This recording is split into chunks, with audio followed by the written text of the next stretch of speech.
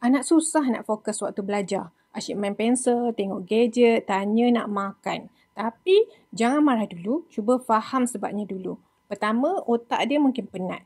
Bukan malas. Kadang kita suruh anak belajar, lepas balik sekolah, otak dia dah overload. Cuba beri rehat dulu 20-30 minit sebelum belajar semula.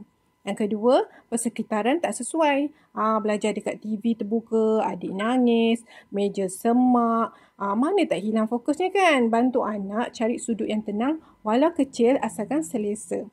Yang ketiga, tak tahu kenapa kena belajar. Jadi anak ni dia tak nampak tujuan. Dia tak minat. Cuba kita kaitkan pelajaran dengan minat dia.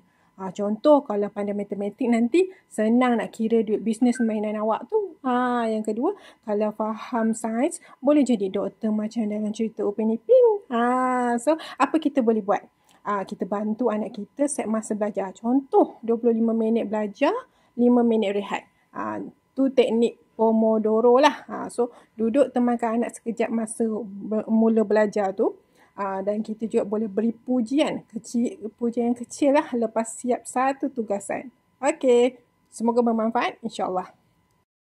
Jom kongsi-kongsi.